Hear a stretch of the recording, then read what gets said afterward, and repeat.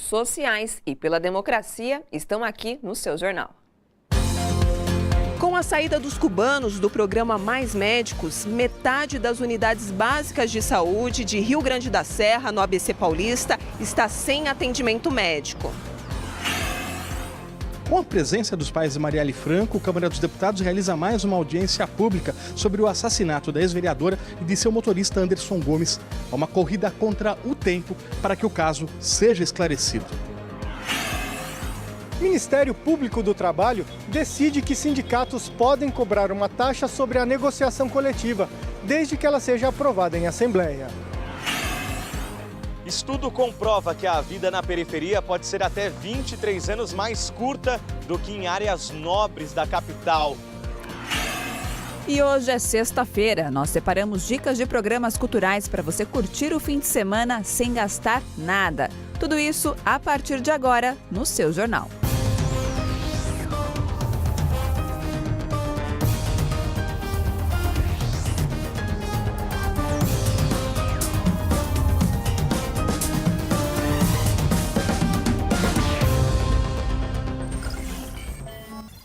Vários municípios brasileiros já sofrem com a falta de médicos com a saída dos cubanos. Rio Grande da Serra, no ABC Paulista, tem 8 postos de saúde. Após a saída dos cubanos do programa Mais Médicos, a metade das unidades de saúde ficou sem nenhum profissional. Veja na reportagem de Michele Gomes. Há uma semana não tem médico nesta unidade de saúde em Rio Grande da Serra, um dos 7 municípios do ABC Paulista. O atendimento era feito por uma médica cubana que por 5 anos trabalhou na UBS, onde Paula fez o início do pré-natal. E ela me tratava muito bem, sempre perguntava, passava exames assim, né, constantes. Então não tenho do que reclamar, porque ela tratava a gente muito bem. E eu fiquei até com receio, assim, eu tive que sair daqui porque eu entrei no convênio para terminar, né, o pré-natal e para poder ter a minha filha pelo convênio, pelo particular. Só que, assim, em relação a ela, não tenho do que reclamar, porque ela era muito boa mesmo. Ela é uma médica, né, uma profissional, assim, excelentíssima, que atendia de coração mesmo, né, e ela atendia, assim, como eu já havia dito, para além dos muros do UBS. Conhecia todos os atendidos, os pacientes por nome, estava sempre disposta a ajudar, de prontidão. E esta unidade não é a única. Das 8 unidades básicas de saúde de Rio Grande da Serra, 4 estão sem médicos após a saída de 6 profissionais cubanos que integravam o programa Mais Médicos. Estão sendo feitas triagens e encaminhado para as UBSs com médicos, né? Aí cada médico clínico está atendendo quase 20 pessoas por dia, né? O que pesa. E para piorar, não há previsão para a contratação de novos profissionais. O Ministério da Saúde não disponibilizou vagas para o município no edital de reposição. Como vereador, a gente está questionando a Secretaria de Saúde, questionando o prefeito, que até agora não teve o mínimo de uma emergência, por exemplo, um projeto de emergência para trazer novos médicos, contratar novos médicos, até que se resolva essa questão dos mais médicos para a cidade, vir para a cidade. E aí a nossa preocupação é grande. A população está preocupada com a falta de atendimento médico e sente falta dos cubanos que faziam um trabalho além dos muros da unidade de saúde. Os médicos vinham, ficavam 1 mês, 2 meses e acabavam indo embora. E o atendimento era aquele, atendia o número de pacientes que estavam na lista ali, 10, 15 pacientes e acabou.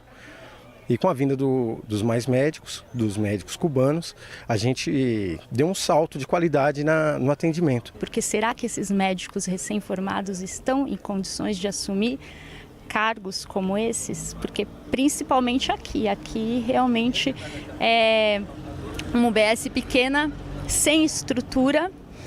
Eu tenho certeza que não é qualquer médico que vai suportar estar trabalhando aqui.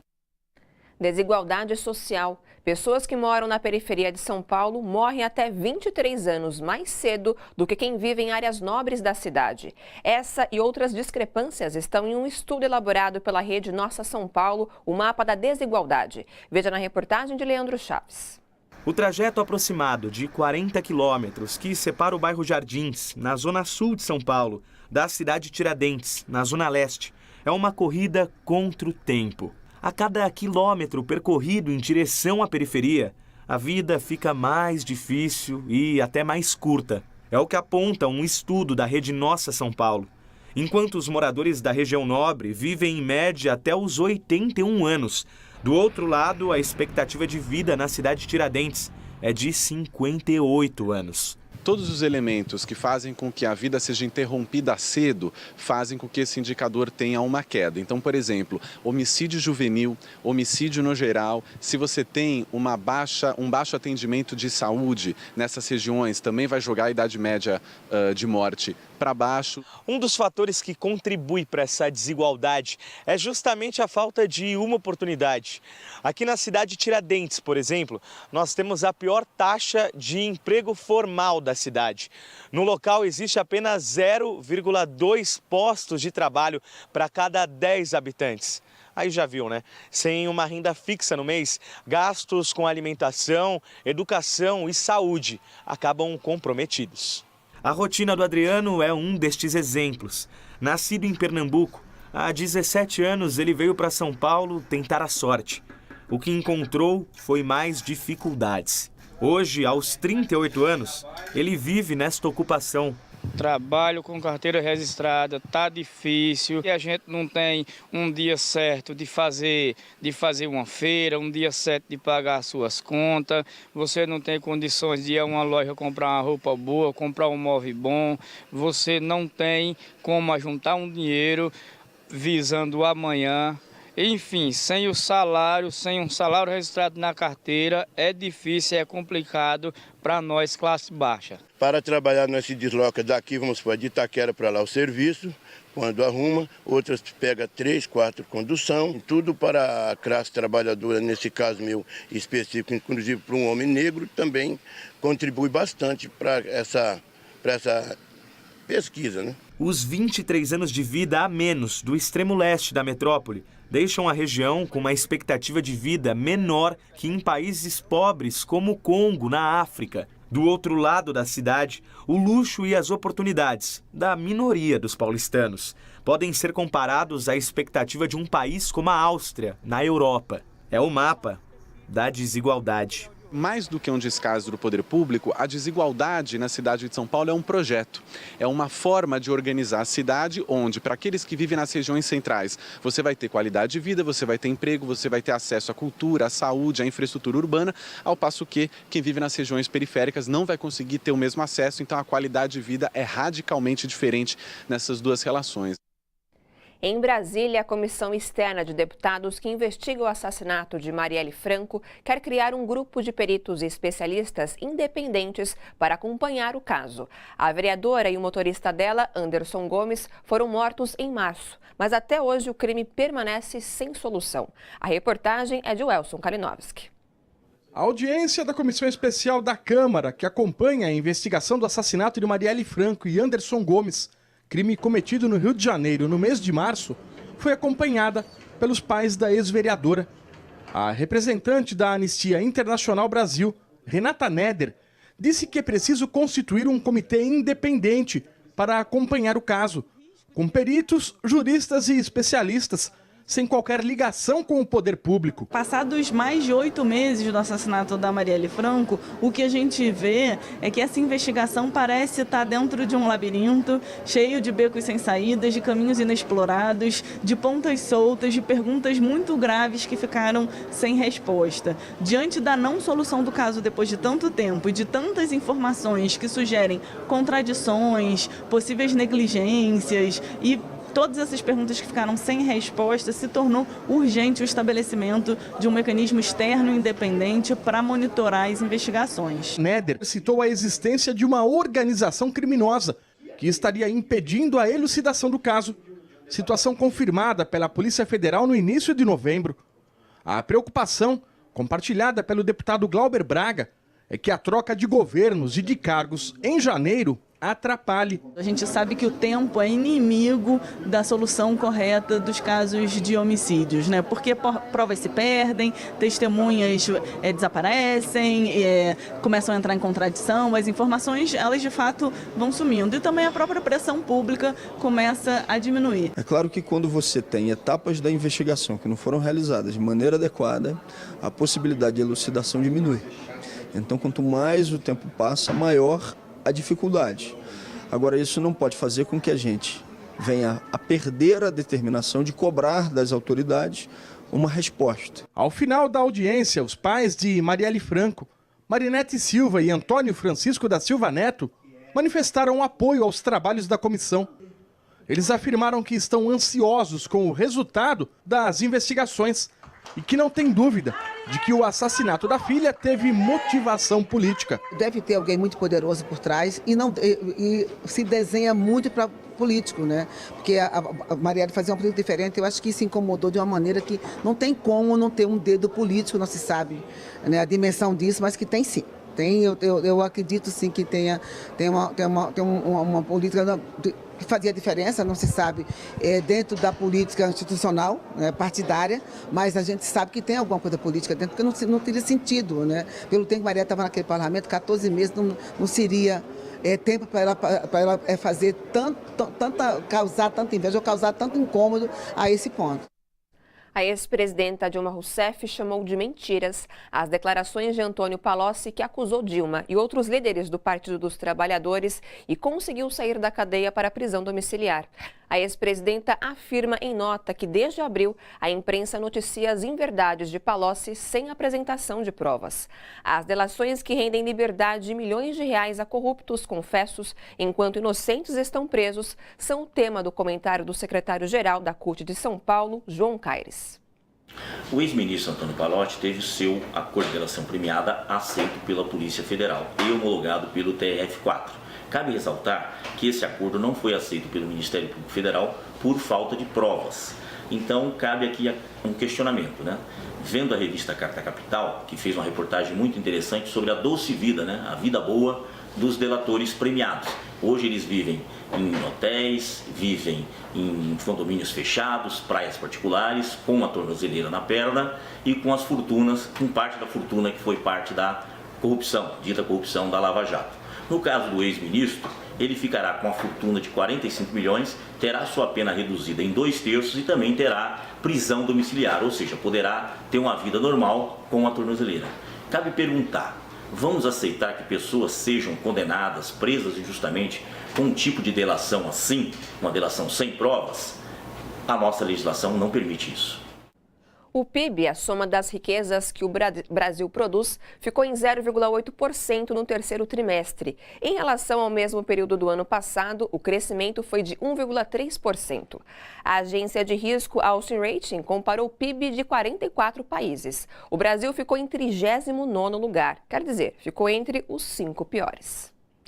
E começou hoje em Buenos Aires, na Argentina, a reunião dos líderes do G20, cúpula que reúne as 20 maiores economias do mundo. O comentarista internacional, Flávio Aguiar, analisa que este encontro promete ser mais tenso do que os anteriores. Acompanhe.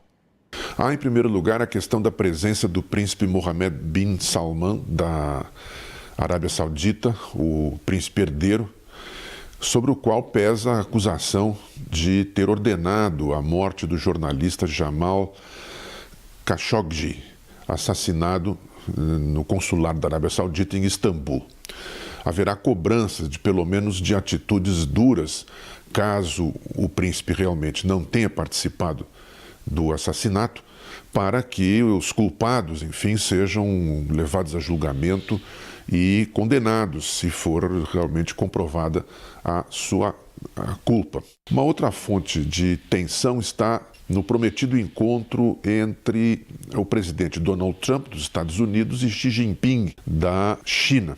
Espera-se ou aposta-se na possibilidade de que esse encontro venha amenizar ou a pelo menos atenuar a guerra fiscal e comercial que vem se desenrolando entre os dois países, numa nova forma curiosa de Guerra Fria. Outra fonte de tensão ainda será o não encontro entre o presidente Trump e Vladimir Putin, da Rússia.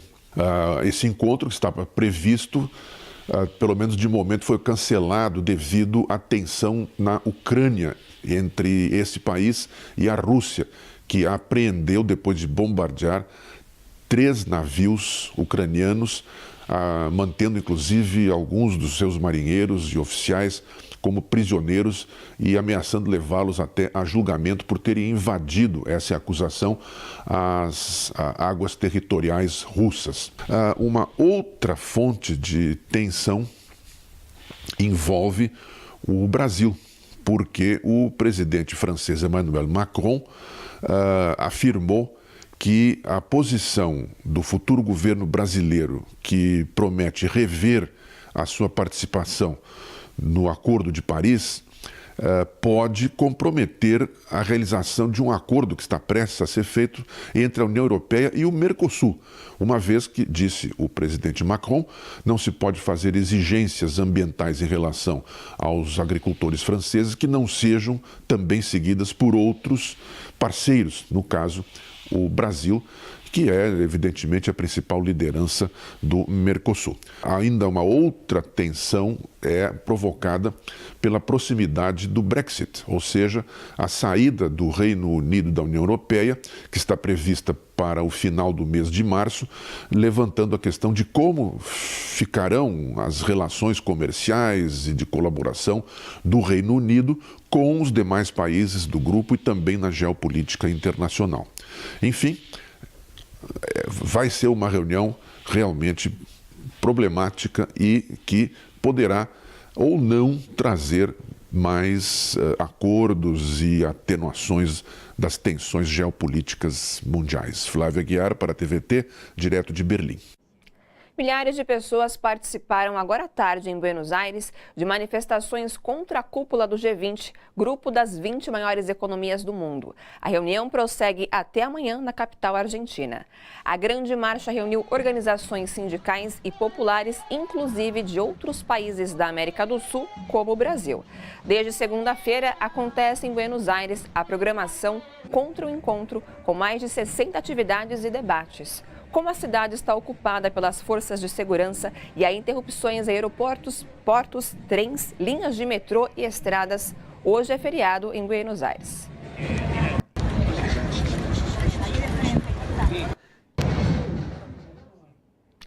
E o ano de 2018 deve ser o 4º mais quente já registrado no planeta. O alerta foi feito pela Organização das Nações Unidas. Segundo o relatório da ONU, os 20 anos com temperaturas mais elevadas da história ocorreram nos últimos 22 anos. O calor tem sido seguido pela elevação do nível do mar, degelo em muitas das regiões polares e fenômenos climáticos extremos, deixando um rastro de devastação em todos os continentes. Esse anúncio ocorre na mesma semana em que o Brasil anunciou, a pedido de Jair Bolsonaro, que não irá mais sediar em 2019 a COP25, a conferência da ONU que discute as mudanças do clima. Veja outros destaques desta sexta-feira. República Democrática do Congo registra mais de 450 casos de ebola neste ano. Segundo a Organização Mundial da Saúde, até novembro, 242 pessoas morreram por causa da doença. Ucrânia proíbe a entrada de homens russos entre 16 e 60 anos em seu território após incidente naval com a Rússia. A medida foi imposta supostamente para evitar a formação de exércitos privados encobertos na Ucrânia. A restrição será aplicada no âmbito da lei marcial, que vigora no país e vai durar 30 dias em 10 regiões da fronteira com a Rússia. Pelo menos 10 mulheres da caravana de imigrantes da América Central anunciaram greve de fome para pressionar os Estados Unidos a agilizar seus vistos humanitários. Milhares de centro-americanos vivem há mais de uma semana em condições precárias em um abrigo improvisado na cidade mexicana de Tijuana. Eles saíram de seus países com a esperança de viver nos Estados Unidos, longe da pobreza e da violência.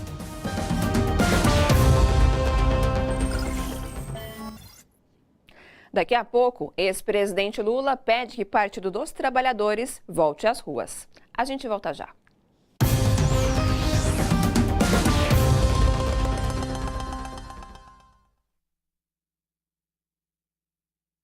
Olá pessoal, como que vocês estão? Eu espero que tudo jóia. Vamos aos comentários. Eu começo lendo do Rodrigo Vieira, aqui de São Bernardo do Campo, ABC Paulista.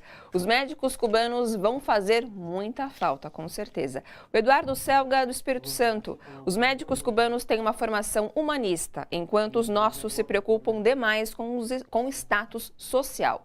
E a Maria Goulart. Médicos cubanos nos ensinaram a diferença entre cuidado médico humanitário e tratamento mercenário. Daqui a pouco eu volto com mais comentários, não saiam daí.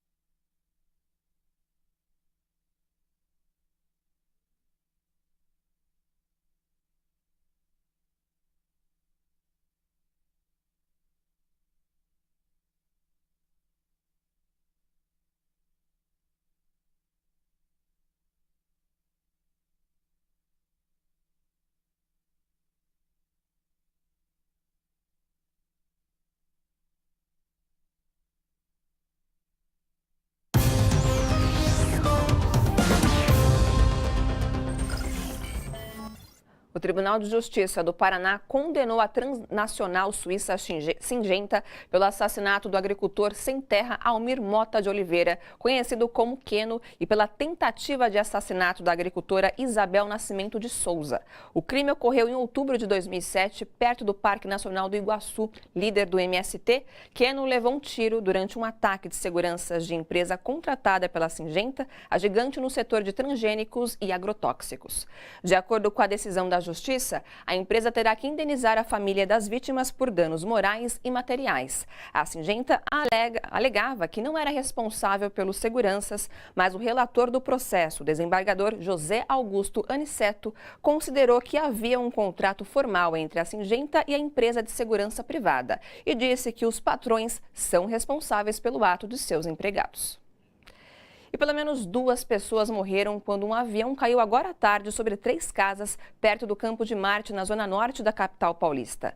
Pouco depois da decolagem, o avião, com capacidade para 7 pessoas, caiu atingindo também automóveis e caminhões. 12 feridos foram levados para hospitais da região, 2 com queimaduras graves e 7 com ferimentos de média gravidade. Essas vítimas estavam na casa e foram atingidas por objetos ou destroços do avião no momento da queda. Os outros 5 feridos estavam dentro de casa.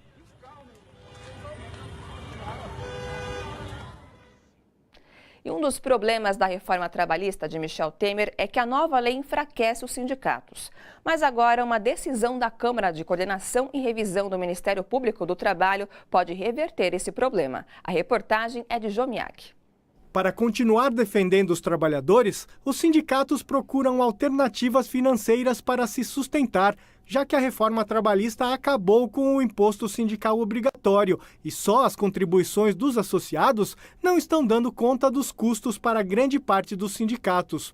Um dos caminhos é a contribuição negocial, uma taxa sobre as negociações coletivas fechada entre sindicatos e patrões. É uma contribuição que é estabelecida para os sindicatos respectivos, normalmente através de um acordo ou de uma convenção coletiva ou uma sentença normativa de trabalho, e ela surge como forma de estabelecer uma espécie de contraprestação em favor dos sindicatos por todos os benefícios que o acordo, a convenção ou a sentença proporciona para os trabalhadores. Tem que estar balizada no bom senso. Se eu faço uma campanha salarial e conquisto a reposição da inflação, vamos dizer, foi 4%, eu não posso aprovar uma taxa negocial maior do que o que eu conquistei de reposição ou de aumento salarial. Havia muitas dúvidas sobre a viabilidade jurídica dessa contribuição, mas a Câmara de Coordenação e Revisão do Ministério Público do Trabalho decidiu que é possível cobrar essa taxa de associados ou não, desde que aprovada em Assembleia dos Trabalhadores. Os sindicatos devem publicar o edital em jornal de grande circulação, convocando toda a categoria, independente de ser sócio ou não, para discutir a questão em si. Aprovou, vai ter também que estabelecer qual é o período em que o trabalhador contrário ao desconto contrária ao pagamento da taxa, possa vir ao sindicato para apresentar a oposição ao desconto. Qualquer negociação coletiva fechada entre sindicatos e patrões vale para todos os trabalhadores, sindicalizados ou não. Mesmo quem se nega a pagar a taxa negocial também é beneficiado. Mas essa é uma atitude injusta, afirma a CTB. Não é justo que, na verdade, a entidade sindical dirija uma luta política com o objetivo de aumentar as conquistas salariais e de melhores condições de trabalho em favor de todos os trabalhadores e trabalhadoras, que os trabalhadores se beneficiem, digamos, dessas conquistas, que uma parte dos trabalhadores financie essa luta e a outra parte simplesmente goze dos benefícios. Isso é absolutamente incoerente. A taxa de desemprego no Brasil é de quase 12%. Há 12 milhões e 400 mil brasileiros desempregados, segundo dados divulgados na quinta-feira pelo IBGE, Instituto Brasileiro de Geografia e Estatística. E para falar mais sobre estes dados divulgados pelo IBGE, eu converso com o professor da Escola de ESE Ciências do Trabalho, Fausto Augusto Júnior. Fausto, bem-vindo mais uma sexta-feira aqui no seu jornal. Boa noite. Tudo bom? Tudo bom. Bom, Fausto, apesar da queda no número de desempregos, a gente tem um aumento que é dos trabalhadores sem direitos, ou seja, aqueles que trabalham sem registro na carteira. Você acredita que agora a tendência é as pessoas migrarem para esse tipo de trabalho? Bem, o dado que saiu hoje é um dado importante porque a taxa de desemprego cedeu, ela começa a cair, mas ela já está indicando essa tendência há algum tempo, né? A gente já vem falando isso em várias edições. Há uma migração clara para o mercado informal, e, ao mesmo tempo, uma redução de salário, uma redução de renda. A renda média das pessoas tem caído. Ou seja, você tem um processo claro de uma nova forma de organização e que reafirma esse trabalho informal. Além disso, o baixo crescimento tem levado as pessoas a resolverem a sua vida, ou seja, elas vão encontrar algum jeito de acontecer alguma renda. E isso está indo para esse mercado informal. Um dado interessante dessa pesquisa, da pesquisa de hoje, que foi divulgada, é que ela mostra também que quem está crescendo é o conta própria sem CNPJ. Ou seja, não é um empresário que abriu uma nova lojinha e que está tocando a sua economia formalmente. Não, é realmente o camelô, o vendedor de rua, ou seja, é esse trabalho informal muito precarizado. Essa tem sido uma realidade que a gente vem verificando em todas as divulgações da pesquisa de emprego. As pessoas às vezes acabam confundindo quando a gente escuta o desemprego está diminuindo, então não, pode ser que as coisas estejam melhorando. Mas é bem isso, tem um outro lado da história que é justamente que cresce o trabalho precarizado, né, Fausto? Isso, a gente está vendo várias coisas no meio. Essa semana teve três dados importantes de ser divulgados. Hoje saiu o dado do PIB, quer dizer, o PIB cresceu baixo, alguma coisa perto de 1%, ele está crescendo, 0,8%, e está indicando que nós estamos entrando num novo ciclo. Esse novo ciclo significa baixo crescimento, geração de empregos, mas geração de empregos informais, e o outro dado que saiu da Oxfam é que aumenta a desigualdade. Então, nós estamos entrando num outro modelo de organização da economia, em que crescimento econômico baixo vinculado a trabalhos mais precários e o aumento da desigualdade. Você tocou agora no assunto dos dados divulgados pelo Oxfam nesta semana sobre o crescimento, né, da desigualdade social. O que você acredita, quais fatores levaram a esse crescimento nesses últimos anos, Fausto? Bem, a pesquisa está mostrando um conjunto de indicadores. Um deles é a redução do investimento público nas áreas sociais. Isso aumenta a desigualdade. O teto dos gastos também. O teto de gastos é a principal razão objetiva que levou a isso. Além disso, houve uma redução, um aumento da desigualdade entre homens e mulheres e um aumento da desigualdade entre o cidadão branco e o cidadão negro. Então, o trabalhador branco e o trabalhador negro. Essas são características estruturais do mercado de trabalho brasileiro. Normalmente, a desigualdade brasileira está baseada na questão de gênero e na questão de raça. E toda vez que essa desigualdade aumenta, ela aumenta a desigualdade total da população. Então, nós temos um conjunto de medidas que é muito mais do que uma questão pontual. É uma nova visão de política de Estado, né, de Estado e de sociedade. É um Estado que cresce pouco, privilegia determinadas classes, a desigualdade aumenta e o conjunto da classe trabalhadora passa a ter menos renda e um trabalho mais precário, mesmo crescendo economicamente. Essa questão do teto de gastos também foi, como você mencionou, foi um dos fatores principais para essa questão da desigualdade. Na sua opinião, o que a questão tributária também entraria aí? Teria uma necessidade de estar fazendo uma reformulação? Sem dúvida, né? Uma das questões já históricas no Brasil é que a boa parte da tributação incide sobre o mercado, incide sobre o produto e não sobre a renda. Sim. E assim ela acaba atingindo de maneira mais efetiva as classes médias e as classes trabalhadoras. E a classe mais alta, ou seja, os de maiores rendas, tem um imposto menor. Essa é uma mudança que precisa ser feita. A possibilidade de você reverter a desigualdade no Brasil passa por uma ação efetiva do Estado, que passa pela área tributária e pela distribuição de renda, o que não está indicado para o próximo período. Então, o que nós tendemos a olhar é uma reorganização do mercado, ao contrário do que a gente viu nas últimas décadas. Ou seja, você vai ter um mercado, inclusive o mercado consumidor, vai começar a privilegiar setores de maior renda em demérito das classes mais baixas, das classes mais populares. Isso vai se reorganizando e cada vez vai aumentando a desigualdade. Isso está posto para a gente enquanto novo modelo.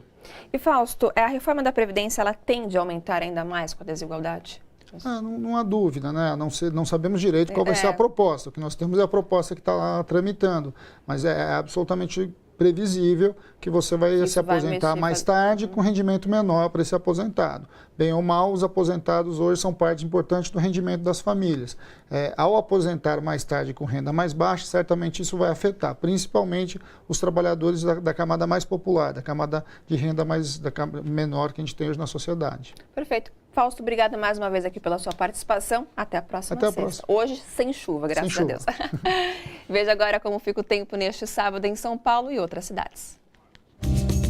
Sol entre nuvens e temperatura elevada neste sábado em São Paulo. Máxima de 27 graus e mínima de 20. Chove rápido e de forma isolada. Umidade relativa do ar em média de 80%.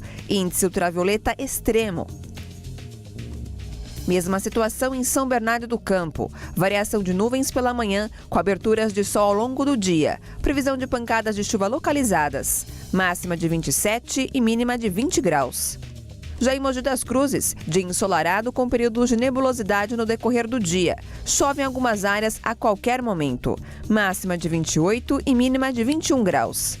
Em Brasília, tempo nublado com curtas aberturas de sol e chuvas localizadas que poderão vir acompanhadas de trovoadas. Máxima de 26 e mínima de 18 graus. Você tem acompanhado de perto o crescimento da TVT. Isso é graças a você que nos acompanha dia a dia. Só que a gente quer ir mais longe e espalhar a TVT pelo Brasil inteiro. E mais uma vez, a sua participação é super importante. Sabe como? Você pode ajudar a financiar a TVT no YouTube. E é muito fácil. É só clicar em Seja Membro. Quem se torna membro passa a contribuir com R$ 8,00 por mês e ajuda a fortalecer a TVT para poder continuar a levar a melhor programação para todos os cantos. Venha fazer parte efetiva desse time e ajude a gente a se tornar ainda maior e espalhar a programação mais democrática do Brasil. Eu já fui lá e me tornei membro. Não esquece, espalhe a notícia para todo mundo. A gente conta com você. E depois do intervalo, a carta de agradecimento do ex-presidente Lula ao Partido dos Trabalhadores. Você vai ver já já.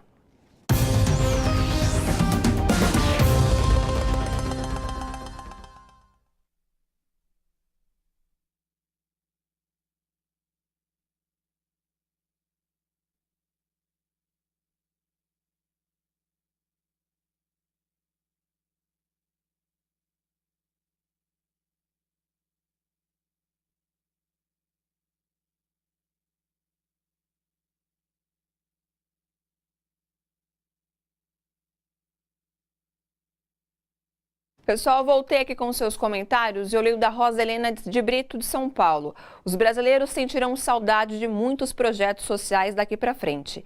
E a Rosa Marques participou escrevendo: temos que ir para as ruas. Daqui a pouco eu volto com mais comentários.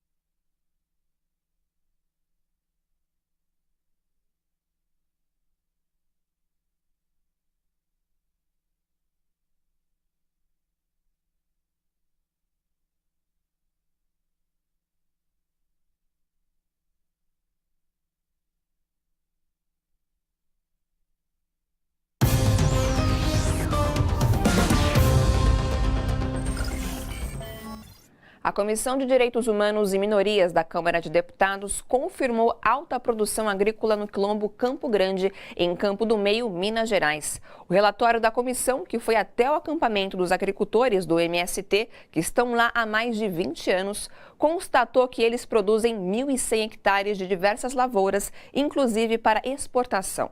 A constatação dos deputados contradiz o relatório da inspeção judicial feita no início do mês, afirmando que a área era improdutiva e que não havia famílias vivendo na ocupação. O juiz Walter Zwicker Sbaile Jr. quer o despejo dos agricultores e a transferência da área para o latifundiário João Faria da Silva. A comissão de deputados recomendou a suspensão do despejo. E produtores e especialistas em audiovisual discutiram nesta semana na Universidade de São Paulo a necessidade de os moradores das periferias construírem sua própria imagem. Muitas vezes, a representação feita por quem não é da periferia é uma visão distorcida e preconceituosa. No setor audiovisual, é comum relacionar periferia apenas com pobreza, violência, drogas e caos. O olhar distante, eu acho que ele é sempre redutor, ele carrega uma série de clichês, né? Ou seja, e é muito difícil você amar o que você não conhece, né? Então, assim, até para você ter uma relação de empatia, proximidade, né? E a convivência é decisiva. Os produtores de audiovisual da periferia sabem que esses são problemas reais, mas que existem outras realidades para explorar que não ficam apenas no estereótipo.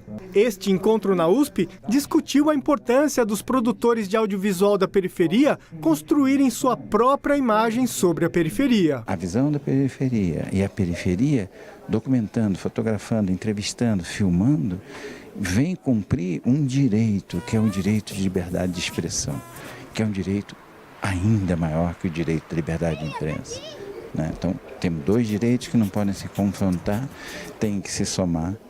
E esse direito, que faz parte do artigo 19 da Declaração Universal dos Direitos do Homem, vem sendo realizado na prática por essa imensidão de pessoas.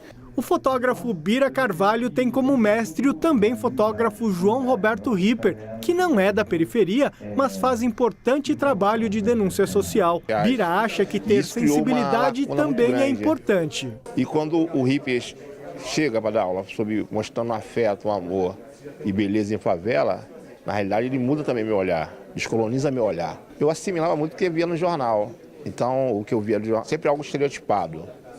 Sempre algo em busca da violência, sempre algo em busca do que há de negativo. E quando ele me começa a mostrar fotografia humanista, eu começo a ver valores, eu começo a ver beleza, eu começo a ver beleza em mim mesmo, na minha família, eu ter curiosidade de conhecer o espaço onde eu moro. Além das experiências de vida, né, porque a nossa experiência de vida de quem mora na periferia é diferente de quem observa de fora. Então, acho que só aí já tem uma diferença tamanha, assim, no registro dessas histórias, na escrita dessa história, né? E além do olhar, né? Além de como você quer registrar aquele personagem, né? É de uma forma diferente. Eu tenho uma perspectiva de mulher negra muito diferente de uma pessoa de classe média alta. Além de cineasta, Thaís também dá curso de audiovisual para moradores da periferia. Fábio Cruz e Alexandro participaram das oficinas. Hoje eles trabalham com vídeo e concordam que o olhar de quem é da periferia é diferente. Tem isso? Tem, claro, não podemos negar. Mas não é só isso. E aí, morar lá dentro, produzir lá dentro, é uma forma que a gente tem de mostrar para quem está de fora que não é só isso. Porque isso existe em qualquer lugar da cidade de São Paulo. As pessoas gostam de falar de violência, apesar da periferia ser violenta, o pessoal gosta de falar muito de violência. A gente procura mostrar as coisas mais criativas, outros tipos de história, não precisa ser violência, nem ação assim. A Procuradora-Geral da República, Raquel Dodge, recorreu hoje da decisão do ministro Luiz Fux, do Supremo Tribunal Federal, que revogou o auxílio moradia de juízes e integrantes do Ministério Público. Dodge pediu a Fux que reconsidere a decisão ou submeta o tema ao plenário do STF, formado por mais de 10 ministros. A procuradora quer que a decisão não atinja os membros do Ministério Público. O ministro Luiz Fux revogou o auxílio moradia na segunda-feira, após Michel Temer sancionar reajuste salarial para ministros do Supremo. O auxílio de R$ 4.300 por mês é pago inclusive a quem trabalha no mesmo município onde mora e tem casa própria. Agora, as atrações da agenda cultural em São Paulo e no ABC. E o que é melhor, tudo de graça.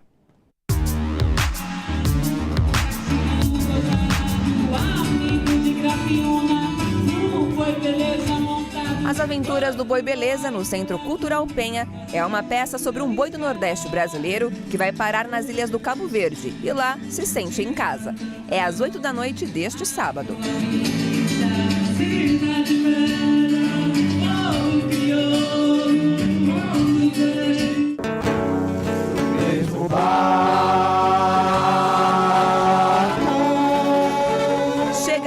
Na 11ª edição, a Mostra de Teatro de São Miguel Paulista, na zona leste da capital. Durante o fim de semana, podem ser vistos espetáculos na Praça do Morubinzinho, na Vila Jacuí, e na Praça Guanambi, no Parque Cruzeiro do Sul, a partir das 5 da tarde.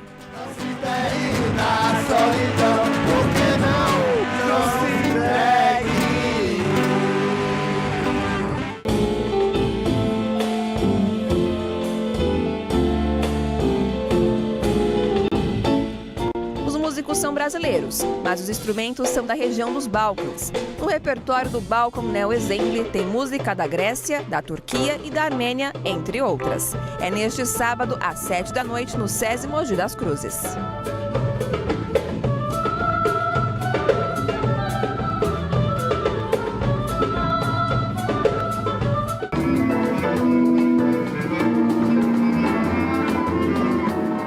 Jazz e soul estão em Coisas Dele, Coisa Nossa, o show em que a Big Band Lemuta apresenta o disco Coisas, com músicas do compositor pernambucano Moacir Santos. É no Museu Afro Brasil, no Ibirapuera, ao 12h30 deste sábado.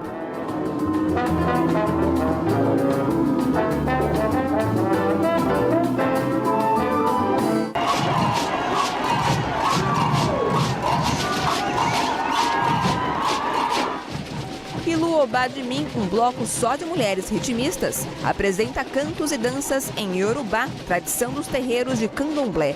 É no Instituto Moreira Salles, às 11 horas de domingo.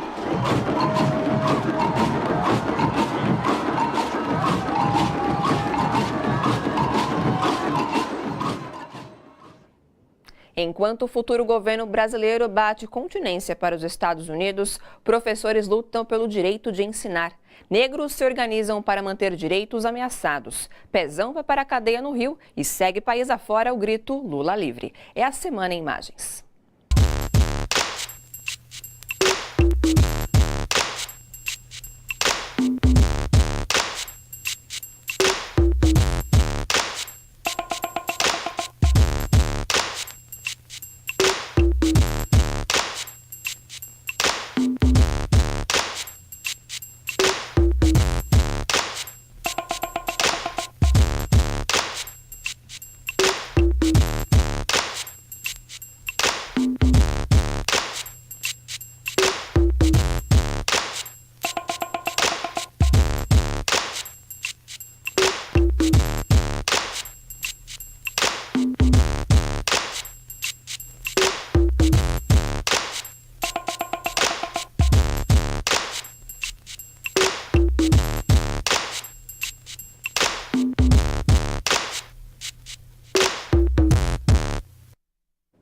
O ex-presidente Lula alerta que os ataques ao Partido dos Trabalhadores vão aumentar e pede que o PT volte às ruas.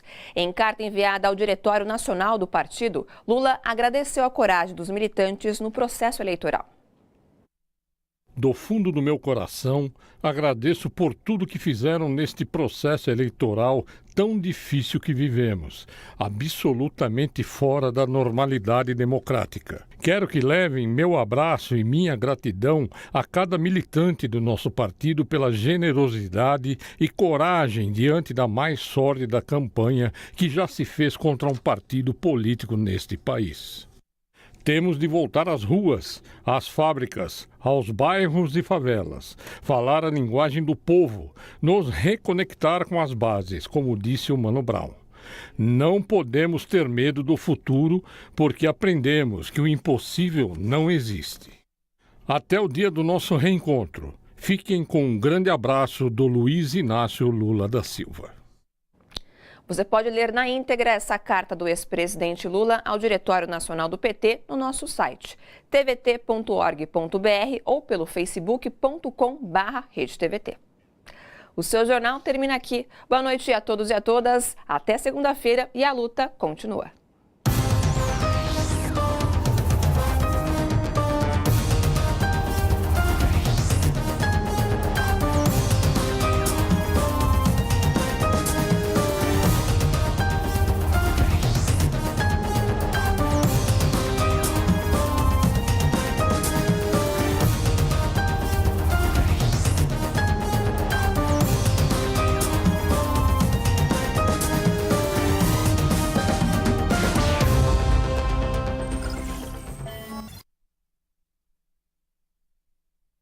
Pessoal, eu volto aqui com seus comentários, mas antes gostaria de agradecer a todos que estão participando. Eu leio da Lívia Mara Malaquias. Os sindicatos sempre existiram para ajudar os trabalhadores. Será que o trabalhador não se pergunta o porquê dos patrões não gostarem de sindicatos? É só pensar. A Silene Carvalho, Feira de Santana, Bahia. Auxílio moradia para juízes passou de falta de vergonha, virou um palavrão. Bom, mais uma vez eu agradeço a todos pela participação, pela interatividade e companhia na noite desta sexta-feira. Agradeço mais uma vez também que vocês continuem mandando aqui os seus comentários. Um ótimo final de semana e não se esqueçam, segunda-feira tem mais notícias e informações aqui no seu jornal. Beijo grande a todos, até lá!